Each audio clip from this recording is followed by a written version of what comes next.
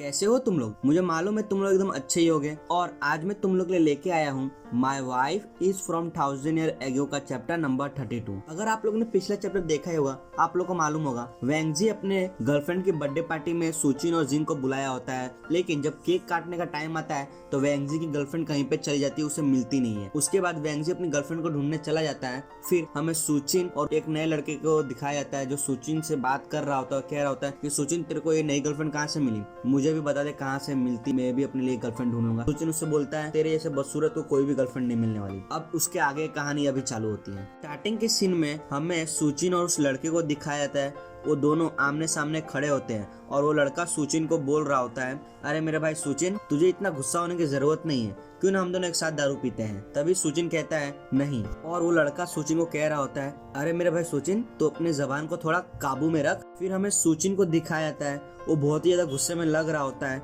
और उस लड़के को कह रहा होता है तू जिस तरीके का लायक है मैं उसी तरीके से बात कर रहा हूँ तेरे साथ। फिर सुचिन बोलता है लैंगजी, आज मेरा मूड नहीं कर रहा है तेरे साथ बात करने का, तो अपने आप से बात करो, यहाँ से दफा हो, मेरे सामने मत दिख। तब हमें मालूम चलता है उस लड़के का नाम लैंगजी होता है। फिर जब वो दोनों ये बात कर रहे होते हैं तभी वेंगजी आ रहा होता है और वो इन दोनों को देख लेता है बात करते हुए। तभी वेंगजी चौंक जाता है और अपने मन में कह रहा होता है, लगता है मैंने आने में देर कर दी, ये दोनों एक दूसरे से झगड़ा करना चालू कर दिया। मैंने लैंगजी को इसीलिए बुलाया था, मुझे लगा था कि वो दोनों एक साथ रहते थे पहले, तो अब तक वो दोनों का झगड़ा सुलझ गया होगा। फिर हमें सुचिन और लैंगजी को दिखाते हैं, वो दोनों एक दूसरे को घूर रहे होते हैं और ऐसा लग रहा है कि वो दोनों एक दूसरे को अभी मार देंगे। और वेंगजी अपने मन में कह रहा होता है, लगता है कि अब मैं कुछ भी नहीं कर सकता, ये सारा मामला मेरे हाथ से बाहर निकल चुका है। नेक्स्ट सीन में वेंगजी सुचिन और लैंगजी के बीच में आ जाता है और उन दोनों को कह रहा होता है, तुम दोनों शांत हो जाओ और सिर्फ तुम अपने मुंह से बात करो, अपना हाथ मत उठाओ। और लैंगजी, मैंने तुझे इसलिए नहीं बुलाया कि तू सुचिन को भड़काए और उसके साथ झगड़ा करना चालू कर दे। फिर हमें लैंगजी को दिखाया जाता है, वो वेंगजी को कह रहा होता है, मैंने कब इसे गुस्सा दिलाया, मैं तो बस यहाँ पे इसके साथ दारू पीने आया था और मैं उसे गुस्सा नहीं दिला रहा था, मैं तो बस हम दोनों की पुरानी बातें याद करवा रहा था इसे। तो फिर सीन चेंज होता है और हमें सुचिन को दिखाया जाता है, सुचिन वेंगजी को कह रहा होता है, क्या तूने इसे भी बुलाया है? तभी ये सुनने के बाद वेंगजी थोड़ा सा घबरा जाता है और वो सुचिन को कह रहा होता है, मुझे लगा था कि तुम दोनों अभी तक अपना झगड़ा खत्म कर लिए होगे, इसीलिए मैंने इसे बुलाया। फिर हमें सुचिन को दिखाया जाता है, सुचिन वेंगजी को घूर रहा होता है और कह रहा होता है, तुझे क्या लगा हम लोग का झगड़ा खत्म हो गया? फिर सीन चेंज होता है, फिर हमें सुचिन को दिखाया जाता है, वो बहुत ही गुस्से में कह रहा होता है, अब मैं शुरू कहाँ से करूँ, ये जो हमारे बीच में जो चीज है वो बहुत ही अजीब है, ये ऐसे खत्म नहीं होने वाली। फिर हमें वेंगजी को दिखाया जाता है, वो थोड़ा सा डर गया होता है और वो कह रहा होता है, तुम दोनों आखिर करने क्या वाले हो? और वेंगजी कह रहा होता है, मुझे नहीं लगता कि ये सब बातें बड़ी हो सकती है, तुम लोग इस बात को जाने भी दे सकते हो, झगड़ा मत करो। फिर हमें लैंगजी को दिखाया जाता है, वो गुस्से में कह रहा होता है, हमारे बीच में जो चीज हुआ है वो बहुत पुरानी बात है और बहुत ही अजीब है, वो इस तरीके से खत्म नहीं होने वाली। मैं तो बस सुचिन को ये सब याद दिलाना नहीं चाहता था, मैं तो बस उसके साथ एक ग्लास दारू पीने आया था, लेकिन देखो उसने क्या किया। फिर सुचिन कहता है, मैं तो बस इधर चुपचाप खड़ा था, लेकिन ये मेरे पास आया और बहुत ही अजीब तरीके से बात कर रहा था, इसे बात करने की भी तमीज नहीं थी, तो मुझे गलत मत समझना, मैं तो इधर झगड़ा करने बिल्कुल नहीं आया था, मैं तो बस इधर पार्टी एंजॉय करने आया था, लेकिन मुझे नहीं लगा था कि वेंगजी कुछ घिरे हुए लोग को भी पार्टी में बुलाया है। ये सुनने के बाद लैंगजी सुचिन को कह रहा होता है, मेरे भाई सुचिन, तुझे दूसरे को नीचा दिखाने की जरूरत नहीं है, अपने आप को भी देख ले एक बार। ये सुनने के बाद सुचिन बहुत गुस्से में लग रहा होता है और लैंगजी को चिल्लाते हुए कह रहा होता है, ऐसा लगता है पिछली बार जो मैंने तुझे मारा था ना, वो तेरे लिए काफी नहीं है, तुझे और मार खाने का है ना।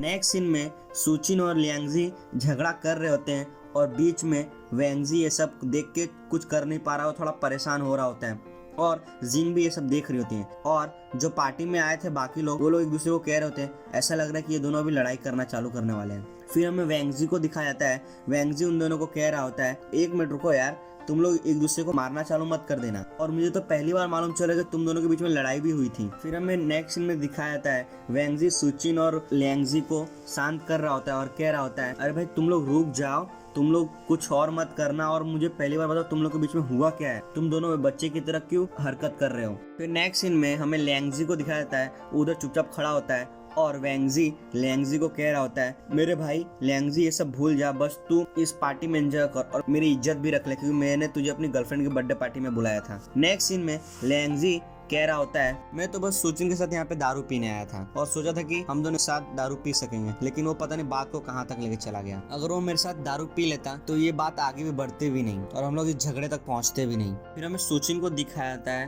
और जिंग सुचिन को देख रही होती है। सुचिन चिल्ला के कह रहा होता है मैं तेरे साथ कुछ करने वाला नहीं हूँ, तू यहाँ से चला जा। नेक्स्ट सीन में लियांगजी जिंग को कह रहा होता है अगर तू मेरे साथ दारू नहीं पीना चाहता तो क्यों ना मैं अपनी भाभी के साथ दारू पी लूं। तभी जिंग सोच रही होती है भाभी, ये मुझे भाभी क्यों बोल रहा है। तभी लियांगजी कहता है भाभी सच में बहुत ज्यादा सुंदर है। फिर हमें सुचिन को दिखाया जाता है। सुचिन बहुत ज्यादा गुस्से में लग रहा होता है और वो लियांगजी को कह रहा होता है वो भी तेरे साथ दारू नहीं पीने वाली, और दूसरी बात ये तेरी भाभी नहीं है और उसकी बेइज्जती बिल्कुल मत कर। नेक्स्ट सीन में सुचिन और जिंग को दिखाया जाता है। जिंग कह रही होती है सुचिन ने सही कहा, मैं तेरी भाभी नहीं हूँ, और सुचिन जिंग को समझा रहा होता है ये बात याद रखना, इन घटिया लोग से बिल्कुल मत बात करना। नेक्स्ट सीन में वेंगजी को दिखाया जाता है। वेंगजी कह रहा होता है तुम दोनों इधर ही रुक जाओ, आगे बिल्कुल भी बात मत करना और शांत हो जाओ। नेक्स्ट सीन में वेंगजी लियांगजी को दूसरी तरफ लेके जा रहा होता है और कह रहा होता है लियांगजी तू दूसरी जगह पे जाके खड़ा हो जा, ठीक है ना। फिर सीन चेंज होता है। सुचिन और जिंग सोफा पे बैठ जाते हैं और अपना खाना खा रहे होते हैं और वेंगजी सुचिन के पास आ रहा होता है। फिर वेंगजी सुचिन के पास आके बैठ जाता है और सुचिन को कह रहा होता है मुझे एक बात बताओ तुम दोनों ने लड़ाई आखिर कब की थी। फिर सुचिन वेंगजी को बता रहा होता है ये बहुत पहले की बात है और मैं यहाँ पे आता भी नहीं, अगर मुझे मालूम होता ये यहाँ पे आ रहा है, इसकी वजह से मेरा पूरा दिमाग खराब हो गया है। तभी वेंगजी सुचिन को कह रहा होता है मुझे मालूम नहीं था तुम दोनों के बीच में ऐसा झगड़ा वगड़ा हुआ है, अगर मुझे मालूम होता तो मैं उसे बिल्कुल भी नहीं बुलाता, ये मेरी गलती है, तो जितना दारू पीना है वो पी सकता है, वो सब मेरे ऊपर है। फिर हमें जिंग को दिखाया जाता है। जिंग वहाँ पे खाना खा रही होती है और सुचिन कह रहा होता है ये बहुत पहले की बात है, उसकी वजह से मैं आज का दिन खराब नहीं करता हूँ, और पहली बात उसने मेरे साथ अजीब तरीके से बात की थी इसीलिए मैं भी उसके साथ वैसे ही बात कर रहा था। नेक्स्ट सीन में जिंग को दिखाया जाता है। जिंग सुचिन से पूछ रही होती है शर्माते हुए उसने मुझे भाभी क्यों कहा था। तभी सुचिन जिंग को समझा रहा होता है ऐसा इसलिए क्योंकि वो बदसूरत है और दूसरे को अच्छा नहीं देख सकता। तभी सुचिन जिंग को इशारा करते हुए कह रहा होता है उससे ध्यान से देख, तुझे ऐसा नहीं लगता मैं उससे ज्यादा सुंदर हूँ। फिर जिंग लियांगजी को देख रही होती है और सुचिन को कह रही होती है ऐसे देखने पे तो तू सबसे ज्यादा अच्छा लगता है। फिर सुचिन जिंग के बहुत ज्यादा करीब आ जाता है। जिंग से पूछ रहा होता है और तुझे नहीं लगता तू भी बहुत ज्यादा सुंदर लगती है। ये सुनने के बाद जिंग कुछ नहीं बोलती, वो थोड़ा कंफ्यूज लग रही होती है। नेक्स्ट सीन में हमें सुचिन को दिखाया जाता है। सुचिन अपने आप की बहुत ज्यादा तारीफ कर रहा होता है, उसके चारों तरफ सितारे चमक रहे होते हैं और सुचिन कह रहा होता है दो सुंदर लड़का लड़की एक दूसरे के साथ बैठे हुए हैं, इसके वजह से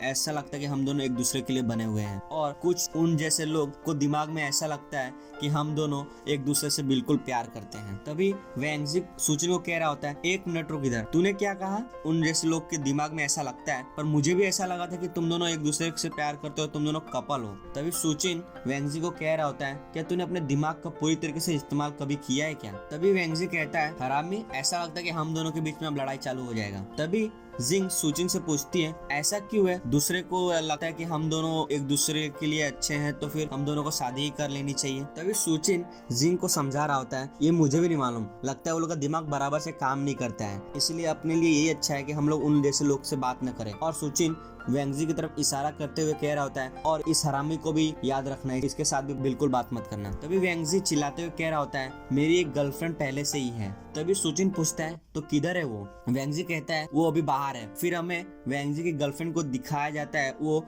आ रही होती है और वेंगजी कह रहा होता है देख वो इधर आ भी गई। तभी वेंगजी दौड़ते हुए अपनी गर्लफ्रेंड के पास जा रहा होता है, कह रहा होता है वेटर इधर के चारों तरफ लाइट बंद कर दे और अब केक काटने का टाइम हो गया है, मेरी गर्लफ्रेंड इधर आ गई है तो हम लोग अभी केक काटना शुरू कर सकते हैं। फिर नेक्स्ट सीन में हमें बहुत ही बड़ा केक दिखाया जाता है और बहुत ही ज्यादा अच्छा दिख रहा होता है। केक देखने के बाद जिंग बहुत ही ज्यादा खुश लग रही होती है और वो कह रही होती है ये तो बहुत ही बड़ा केक है, ऐसा केक तो मैंने आज तक कभी नहीं देखा। तभी सुचिन कह रहा होता है बिल्कुल तुमने कभी नहीं देखा होगा। नेक्स्ट सीन में सुचिन को दिखाया जाता है। सुचिन को ज्यादा ही सोच रहा होता है, अपने दिमाग में कह रहा होता है एक मिनट रुको। फिर हमें केक को दिखाया जाता है। फिर सुचिन अपने मन में कह रहा होता है इस केक में जरूर कुछ गड़बड़ है, कुछ तो अच्छा नहीं लग रहा मुझे। इसी के साथ चैप्टर 32 यहाँ पे खत्म होता है। अगर आप लोग इस चैनल पे नए हो तो चैनल को सब्सक्राइब करके ही जाना, साथ ही बेल आइकन दबा देना, जब भी मैं अगला एपिसोड अपलोड करूंगा तो आपको सीधा नोटिफिकेशन मिल जाएगा। अब हम लोग आप लोग को मिलेंगे अगली बार my wife is from 1000 year ago का चैप्टर नंबर 33 में।